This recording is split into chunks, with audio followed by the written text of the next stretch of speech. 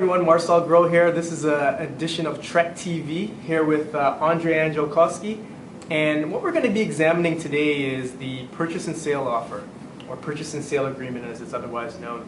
There's a few areas that we're going to go through, and what we're going to do with this series is it's going to be compiled over probably 2 or 3 series, but because there's lots to cover.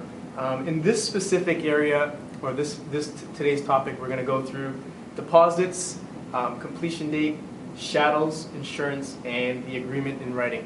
So Andrei, why don't you take us through each of these, and I'll interject with questions from here to there. Okay, so I do want to mention that every scenario is different. So when in doubt, please speak to your lawyer or your professional realtor to kind of understand what the exact situation is. So I'm going to be talking about these specific 5 clauses in the agreement of purchase and sale. There's many other important clauses. They're all important, but I'm going to be talking about just these ones right now. So first, deposit. The common conception is that you need to provide a deposit within 24 hours of acceptance of the offer. That is not necessarily true. You can always change that to be 48 hours, 1 week, 18 hours, whatever you choose it to be. But it is in standard print form. It says 24 hours. I guess it all depends on the market that you're in as well, right? Yes. Okay. So some people want it with the offer. Right. So again, but just so you're aware that the deposit, you can always change it if you wanted to. And also you can change the amount, because what I often do is go in with a 2-stage deposit. Yes, you right? can do that too So as well. You can do that as well. Yep. Completion date. When you're buying an investment property, a duplex or a triplex or a fourplex, it's pretty common when you're buying a single-family house because there's a specific phrase in this clause that states that vacant possession will be provided on completion date. Now, if you're buying a triplex and assuming the tenants, then you have to actually cross out that statement, or in Schedule A, insert that you are going to be assuming these tenants. But if you're going to leave everything blank, that means the assumption is vacant possession will be provided. So basically, you need to make sure that you're aware that vacant possession is what you want. Otherwise, state what you want. Otherwise, you'll probably be looking at a lawsuit. Especially if it's 30 days or something like that. Like, there's no one that can provide vacancy legally in 30 days, right? Yeah. So that's a bit of a challenge. So what you're saying is always have it in the Schedule A component, Yes. even though it's already stated in the. I think this is on page. It's page 2. Page yeah. 2, yeah, page 2 of the agreement. Okay. Yeah, page 1 or 2. Page 1 or 2. But essentially, when in doubt, write it out. Okay. Third one is chattels. The important thing is you can put in fridge, stove, dishwasher, but I've seen many scenarios where people come on completion date and it's a different stove, it's a different fridge.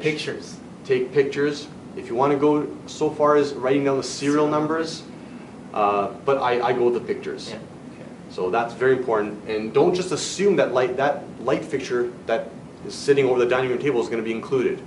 Specify it. Take a picture of it. So Yeah, absolutely.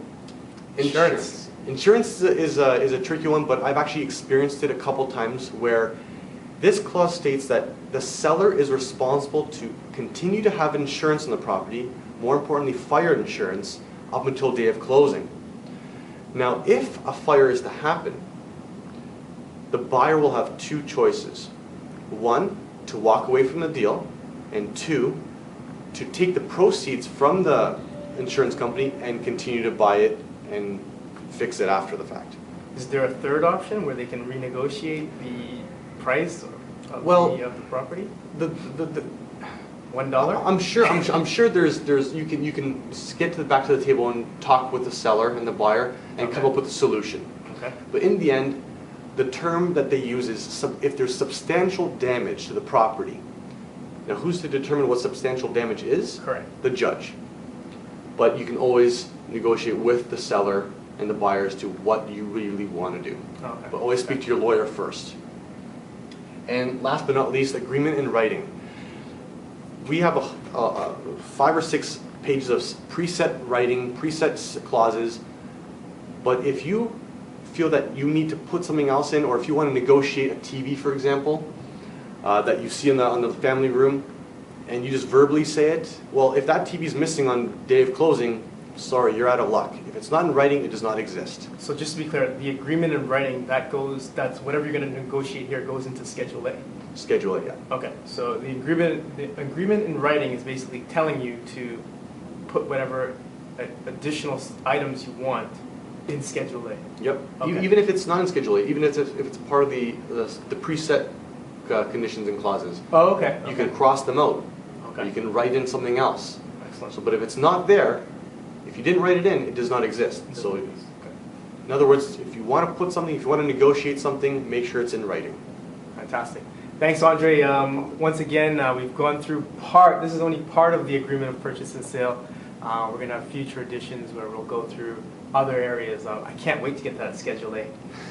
Thanks, everyone. Take care. Thanks, guys.